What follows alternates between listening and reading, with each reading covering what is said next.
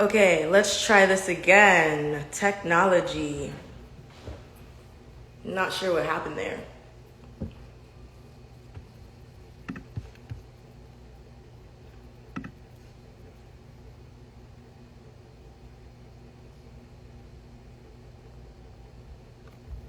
Sorry about that. Not sure what happened there. Let's. Perfect.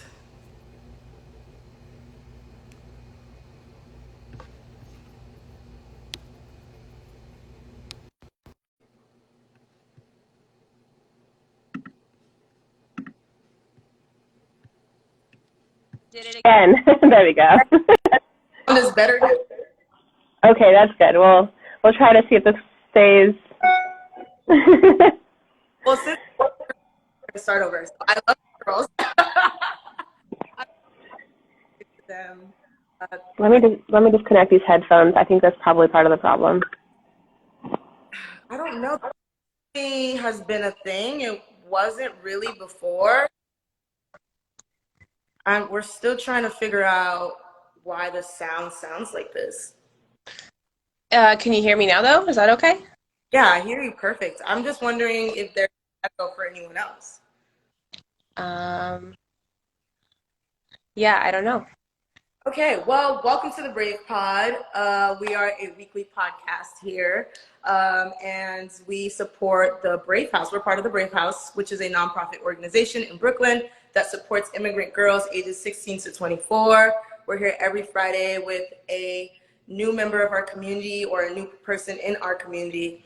And we're here to just discuss identity and just like everything that goes into like being yourself. So today we're here with Andrea. Wait, yes. My name's Amanda. It's Amanda! okay.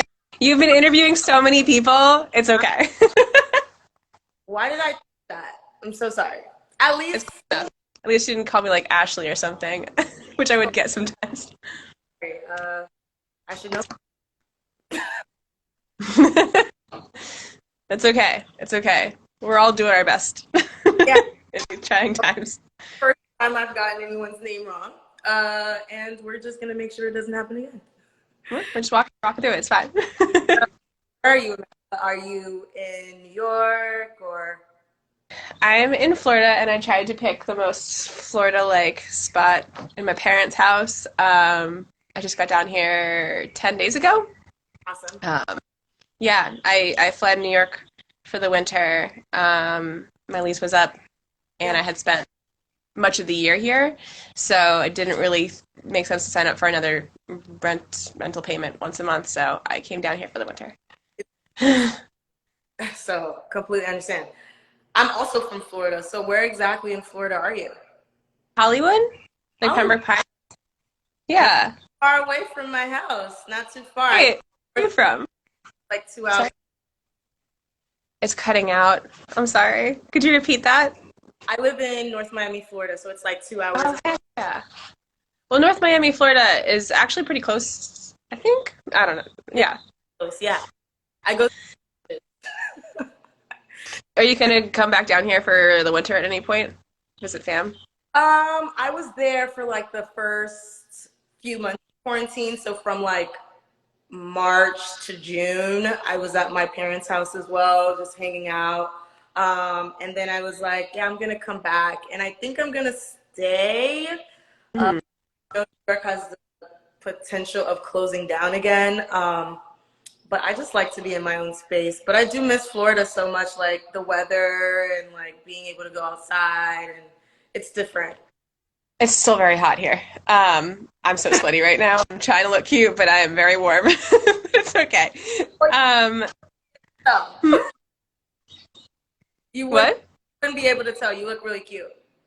Thank you. If I look like I'm doing this, it's because, yeah. Um, yeah, Florida's a special place, isn't it?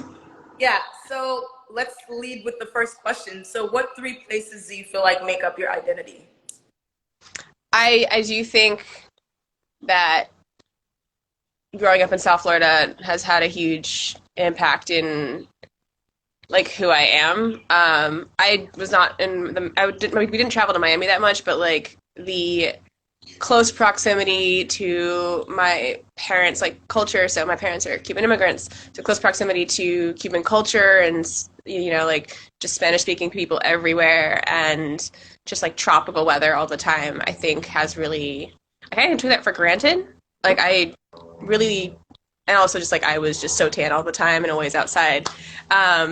But I took that for granted and I didn't really actually appreciate that till I left for college. So South Florida is definitely one of those places where I think people here really forget how lucky we are to live in such a beautiful place. Mm. It's got its own political problems and like other problems, but it's a unique place.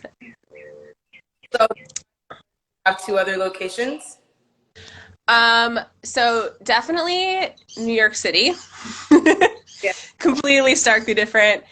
Although South Florida is really diverse and really cultural in its own respect, it's very much one or like one part of the world, Right. like that's populated by one part of the world, and they're immigrants. So to be in New York and to see, I think New York is probably where I kind of grew into my own. Right. Getting exposure to just like the wide range of walks of life, and also just New York, you really have to learn how to um, just be on your own. Like in Florida, like my parents, my Cuban immigrant mom would kind of, keep me secure and a little bit insulated from the world and all of its craziness. So the second that I left and like learning, how to look out for myself, how to pay my own bills, how to like understanding people coming from different parts of the world and doing their own things. And I'm really nervous right now, so I'm sorry if I'm talking really fast. Doing great. I'm just listening. Yeah. Don't be Yeah. nervous. Um, yeah, so New York is just I'm the kind of person who really, really benefits from being surrounded by people with a lot of ambition and a lot of drive. I tend to pick up the energy of the room. And as beautiful as it is here, I think people in Florida are very comfortable. So one of the things when I decided to leave for college and just stay up in New York, like the New York States, I went to school in upstate New York and then just stayed there, was just like seeing people from different walks of life, and also just everyone is just so talented and so driven and so capable, and it really kind of pushes me to embody that myself. And every time that like I think I want to leave New York always somehow transforms into something else to fall in love with. I don't know if you feel like that. Every time there's like a different like nook and cranny of New York you uncover every 2 years. It kind of makes it feel fresh. Um, yeah, New York's made me really appreciate kind of how cool humanity is without even having to leave like the U.S. Obviously, leaving U.S. is a different experience, but I I will always love that city. Yeah. So Um,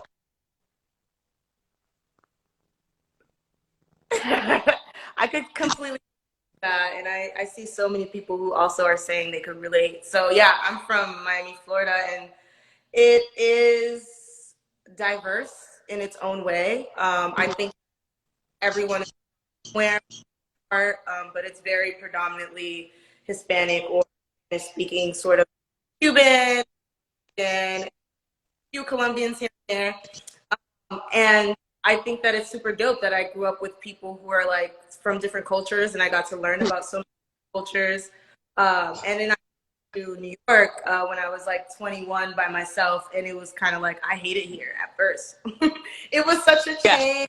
I was by myself. I couldn't drive. Like I was figuring out how to take the train, and I just felt Mm-hmm. like super overwhelming. There was so much going on. And I thought that I wanted to go back to Florida, surprisingly. And by year two, while I was like creeping into year two of me living in New York, I was like, I love it here and I'm never leaving. And it was because of the hustler sort of spirit that lives here. And I feel like I'm really big on energy and like I'm an empath. So I love the fact that like you wake up in the morning and you feel like the whole city has something to do.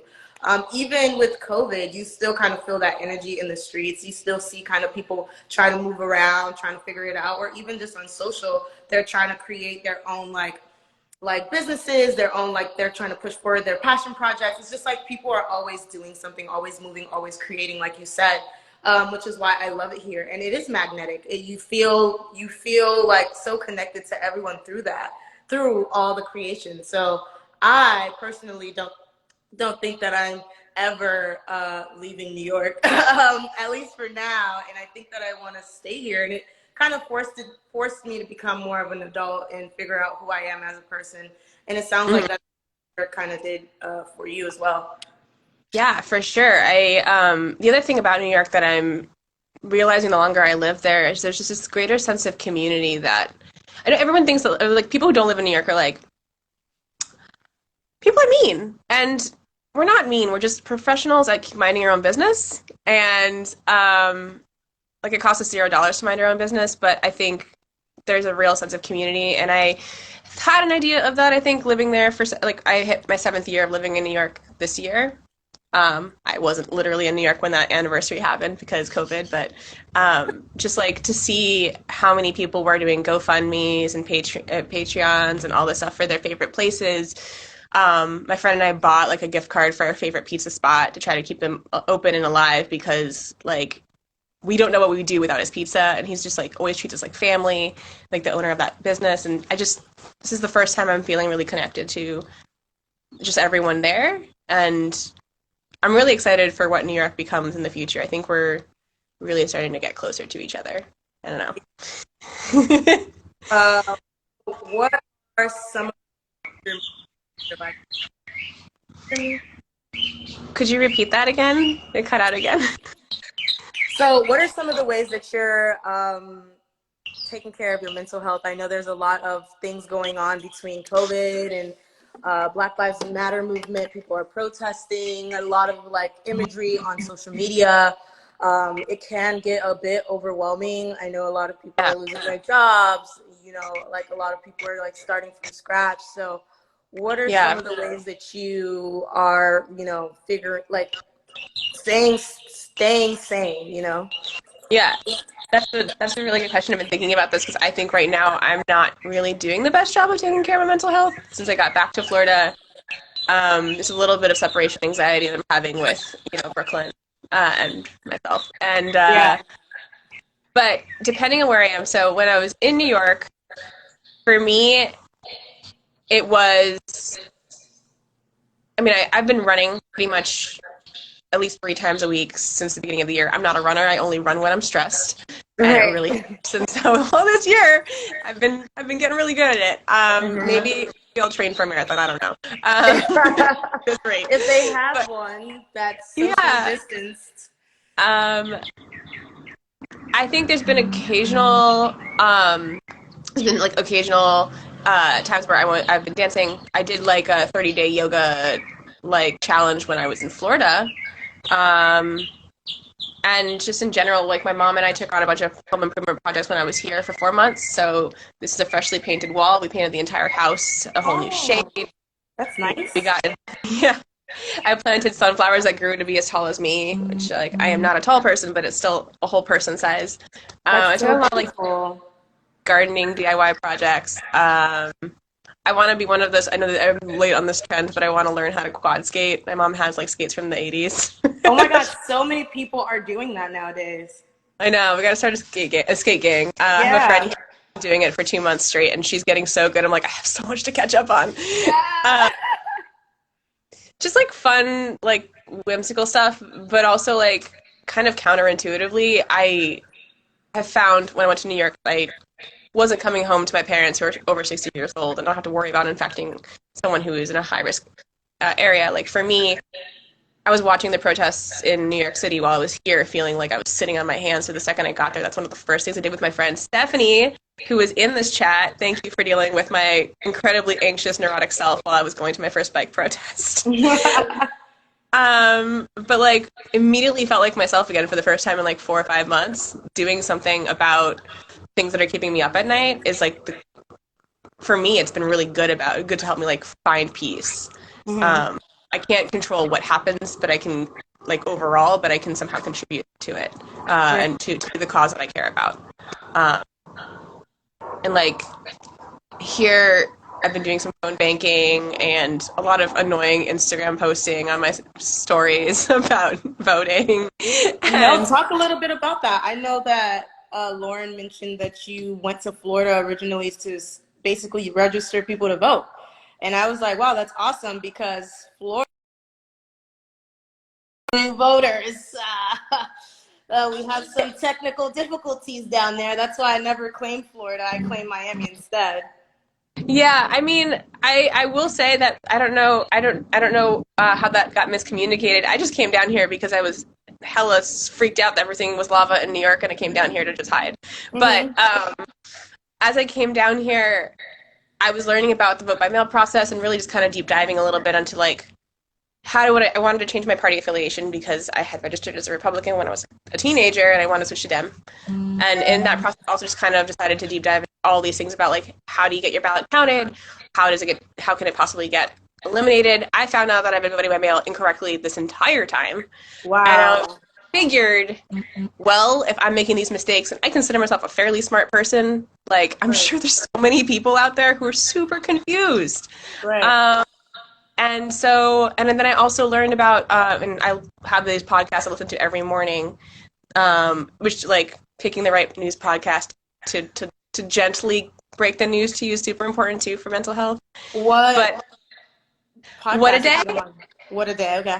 Yeah, by Crooked Media. Akila and Gideon are the hosts, and they are just so like funny and Mm-hmm. delightful in how they deliver the news, which is I think a hard thing to strike these times, but highly Right. recommend. But they were posting about, or they had shared about how the Supreme Court here had struck down, decided not to hear a case where like DeSantis wanted to, basically, so in 2018, Floridians voted to give returning citizens the right to vote. Right. And so I'm learning about this in like June, and well, I knew about the vote prior, but in June I had learned that end of May DeSantis wanted to say, look, you can't vote unless you pay all of your fines and fees, and there's nowhere for returning citizens to find out how much they owe. So effectively, they're hiding the information from people who want the right to vote in order to pay their fees in order to vote. First of all, which is terrible, and of course, I think it was the ACLU. I could be getting this wrong, but several organizations had sued in order to allow, saying this was basically a poll tax, and then the Supreme Court's like, that's cool and all, I'm just not going to listen to it before the election, which pissed me off, because I think in order for an amendment to pass in Florida, 60% of the vote has to get it. 65% of Florida voters voted to give returning citizens the right to vote again. So basically DeSantis saying, that's cool, I don't care about your feelings, really made me angry. In addition to all the other stuff he's just been doing this year. But that to me just really felt like completely not right. So that was, I think, the first time I had made an Instagram story about something happening in Florida with voter suppression that I had learned about, and stuff that people could do in order to direct, funds towards an organization that's paying off these fines and fees for these returning citizens. And it was incredibly uncomfortable. Right. Like, it's super uncomfortable to share stuff like that, because I don't consider myself like an expert by any means, but I think we're all just kind of learning how to share information with each other. And from there, I think I've just been like, well, no one really is talking about Florida voting, and everyone talks about how we're kind of we always have razor thin margins and always really affect elections. And so I figured this is a really good time to just kind of really understand that part of like what happens in my own state. I didn't know that the primary was a different ballot altogether than from the presidential primaries. Totally new thing for me. Right. Didn't know that. Like, I had tried to request a vote by mail ballot for my mother because she has never done it before. So like learning all that stuff too. I just feel like it's really important to kind of just like share information that you learn and just see if people who didn't know that would just benefit from it as well. Even as comfortable as it is to just kind of get on some soapbox. I'm not that comfortable doing that in person, but it's really uncomfortable on social media. I just I don't feel know. like media just feels kind of disconnected sometimes because you're not in front of like someone and people can't really tell what your intentions are. But just to go back a little bit to a lot of important Sorry. things regarding You're referring to someone who was previously incarcerated Mhm. and now a felon now is not they pay their fines and complete their probation, correct? Yeah, so after they've completed their probation, all their sentence, there's still some fines and fees that are associated with their sentence apparently. And so the law said that once they complete their debt to society, they Right. are, you know, someone waves a magic wand and they are allowed to vote again as a citizen because they've done their time. And then there was just an added legislation in May that the state legislature passed that said, no, actually, your fines and fees are part of that. We all know how hard it is for previously incarcerated people to get jobs. Oftentimes, it's disproportionately low income families, low income folks who just don't have savings, and so it's a known targeted tactic. Also, not surprising to me, I just learned too that the state legislature, I think the House of Representatives, has the Florida House has been Republican run since 2010, and the state legislature, the representatives have been Republican run since the 90s, which I've lived here for my whole life. I had no idea. So But always come out how we do in every election, right? When you start to notice like that, we pinpoint the patterns. And I think that voter suppression is something that a lot of people think no longer exists because we're like, oh, everyone has the right to vote. And we don't really see that not knowing about how to mail your vote in properly is a part of voter suppression. Keeping people who were previously incarcerated from voting, even if they're back into society and they're working or trying to find a job and trying to figure out how to pay their fines and go through their probation is very hard for someone who just came out of whatever mhm. came out of.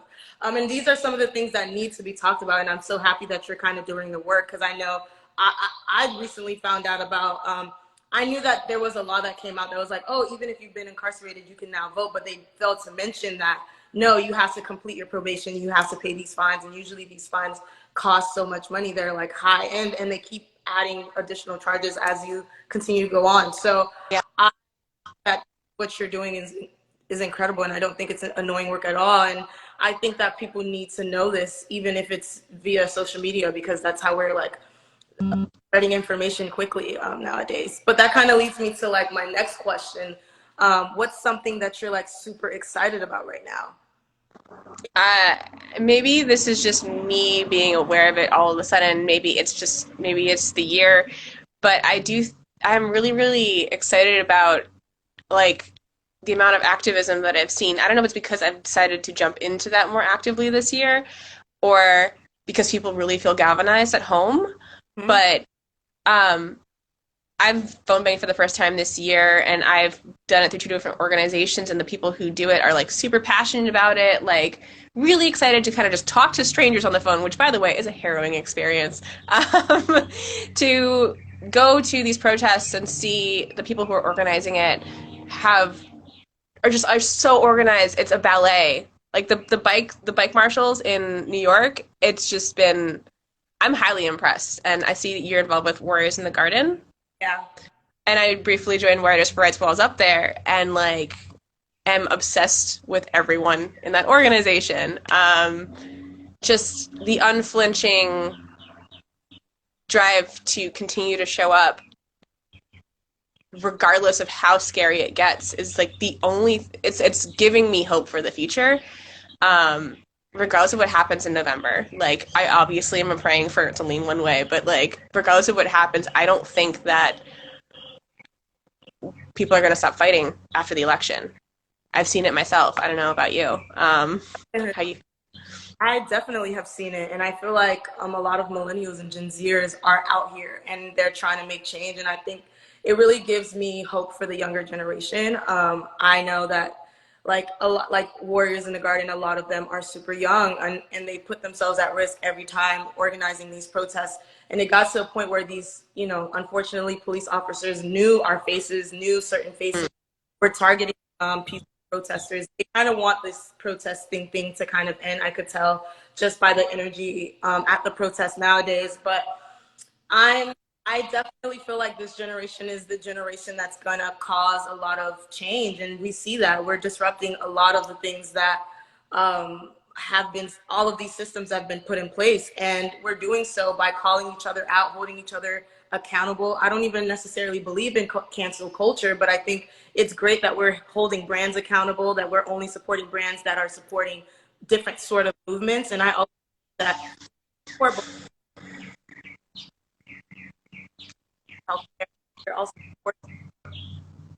because a lot of these issues overlap and they impact communities of color the most. Yeah. So that's a Oh, lot of feeling to no, say it's all great stuff. It's all important. the world. I think that young people are doing it, older people are doing it. Everyone is sort of like changing the way that they're thinking. And I think I'm grateful for COVID because, like, though COVID is causing a lot of like issues, and unfortunately, a lot of like people are, their health are being impacted, and some people are passing away, and that's obviously horrible. But Yeah. also COVID has caused a lot of things to slow down. And I think that, when we were working 9 to 5, running to school, running to internships, doing all these sort of things, we haven't had the time to sit down and think, like, what's important to us? Like, what is important to us? What do we want to do to change the world? What do we want to do to change our community? What do we want to do to give back? And I think that now that we have time, we're doing that, and we're using our talents, our creativity to figure out the best way to reach and change things that have been systematically put in place against us, right? And that's one thing I like to just see the positive in everything, and I just feel like that's one thing that I positively see within COVID. Like, everyone's at home and it out. We have nothing else but to see, like, this is what's going on. People can't avoid it anymore. It's right in our faces. It's on social media. It's everywhere. Yeah. It's at our doors. And I love that, friendly fridges are like providing like food to people in the community, and like people are protesting, and people are joining nonprofits. People are donating their money, their time, and it's really beautiful to see. And like you just mentioned, you're noticing now that, especially in New York and a lot of other places too, we're becoming more of a community. We're realizing that we need each other, and Mhm. we're stronger together instead of divided. And I love that. I would like to find more of these organizations in Florida, and I also think I need to find my own place here because, much like you, I want my own space, and I'm worried about my parents' health. But I do want to go back on these streets, and I don't really know what's around here. And so, if anybody is listening or knows someone in Miami who knows, or, protest orgs, please hit me up. Yeah. There's something that might be an unpopular opinion. What? Can I share something that might be an unpopular opinion? Can you hear me, by Yeah, the way? let's get controversial. Because Miami is so diverse Hmm. and a lot of people immigrated from different countries to Miami, I feel like um, Black Lives Matter may not be as important down there as it may be in other states, because I think that people who immigrated from another country have a different mentality on when it comes to race. And I feel, Hmm. growing up in Miami personally, I felt more so issues of colorism uh, rather than racism, which is Yeah. obviously a subset of racism. And I definitely see that. And obviously it ties into one thing, but I think that colorism is very specific on its own as well. And we need to sort of break down those structures. But because a lot of people are Spanish or Haitian or Jamaican, they're just, Yeah. I think I that, think, sorry, I interrupted you. I, You were spitting truths. I'm just gonna let you keep going. I went down there to protest the first couple of days. It was I didn't, first of all, maybe it's just me, but I did not see a lot of people of color, like Black people. I'm just gonna call y'all out, Black people. I did not see Black people in Miami outside protesting. I didn't see a lot of them. If it was just the day that I went, because I know the next day I flew to New York. I didn't feel like it was a huge crowd, and I didn't feel Right. like as organized. Um, Yeah. New York, of course. We have way more people here, different cultures, different subsets of cultures. But that's just how I feel. So it may be harder to find protesting organizations in Miami.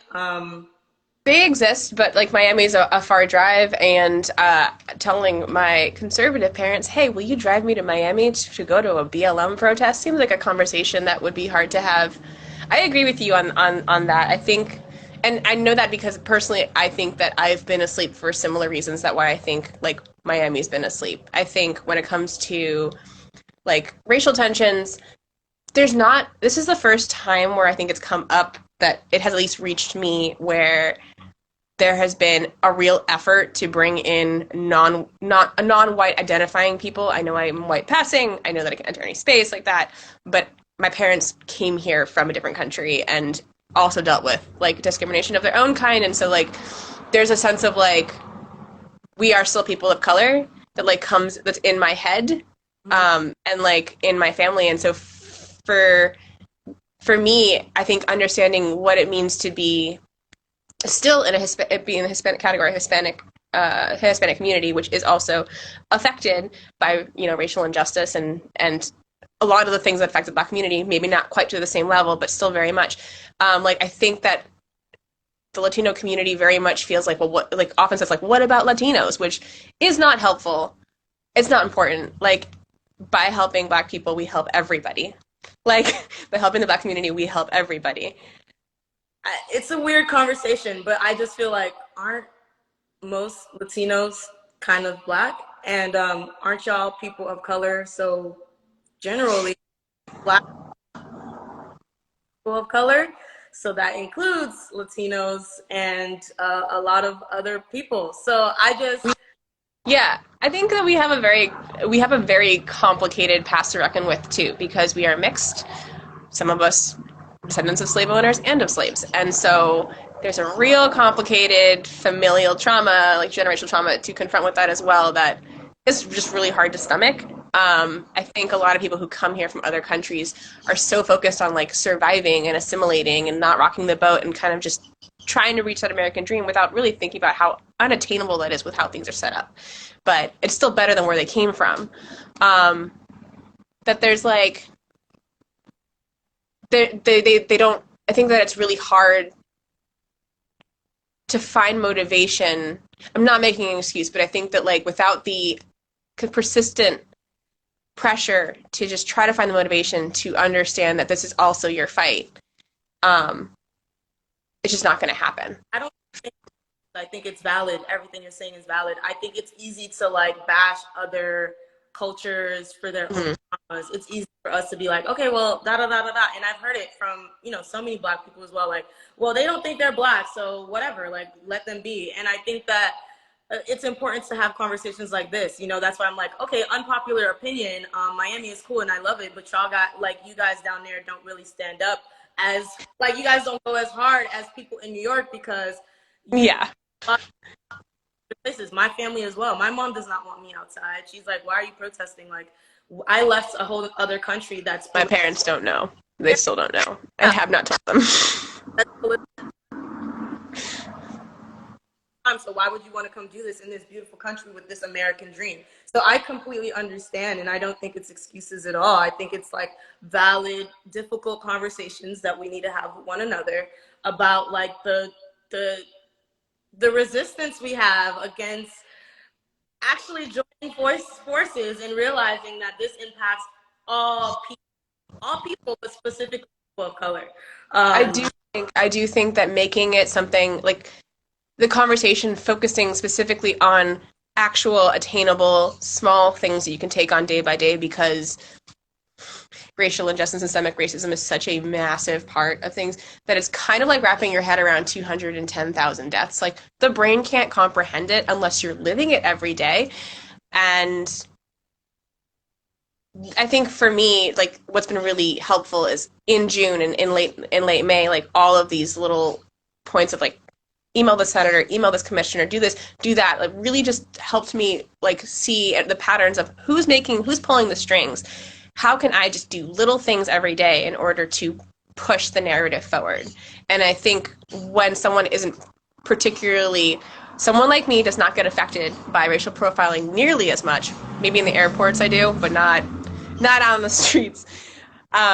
Like someone who looks like me doesn't necessarily get affected by it daily. It seems like an overwhelming, daunting task. And so I think breaking it down to very actionable items is a really great way to get people just into the habit of making it part of their day-to-day routines. What's Yeah.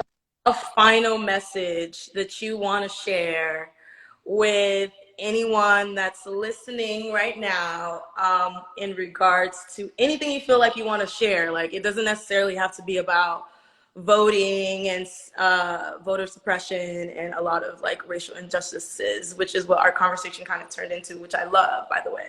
Yeah. But if it's about anything, what's something you want? Yeah, I mean, it's been the only thing in my head all year. Sometimes at the sacrifice of my own day-to-day job. But I think you were saying that we kind of have this moment to really sit down and reckon with who we are and what we care about. I think for me, and I encourage anyone to do this, and I'm having a hard time dealing with just the news cycle, the environment that you're in. Really try to figure out what's one tiny thing you can do tomorrow, resolve to do tomorrow, in order to help push that. And I think for me, that's been really helpful with just my anxiety and like being able to sleep. And I know that maybe that's a little selfish, I don't know, but I think there's a lot of things that are available, a lot of resources out there that are available for this, again, voter suppression and this election, like phone bank. Talk to strangers. It's really not that bad out there. If you want to go ahead and, if you're mad about the Supreme Court nominee, donate to Amy McGrath, donate to Jamie Harrison, who, by the way, did an excellent job during his debate last week. Yep. And by the way, his interview on What a Day earlier this week was hilarious. Just try to find something that you can do to feel like you are helping fix that. And it can be small. It could be telling your friends about an organization. My first post about the returning citizens in Florida was about telling people about the Florida Rights Restoration Coalition, which is paying off fines and fees. And sharing that made me feel a little more at peace with the fact that like this organization existed. And like literally a few weeks later, the NBA started donating money. Several like billionaires started donating money. Ben and Jerry started donating money. And so there are things that can be done just by, even if you don't have money, amplifying the voices of people who are trying to help is also a good use of time, especially if you have a good following. I have a private account because it's important to have some secrecy and some privacy out here, but and also schedule time to talk with your friends that you feel like are grounding. Figure out who your friends are that ground you and just hold on to them closely, check in on them, have them check in on you. Schedule time with them. Tell your family you love them, even if they vote for Trump, because they're still your family, even though it's hard to deal with. Just try to spread. I mean, I'm. That's hilarious. You're not going to change their mind by yelling at them. I'm telling this to myself because I've gotten in so many arguments in my home. Like, just. This year sucks for everybody, no matter who you support. Like, it's just been hard. Like, just be kind. Just be kind to each other. Yeah.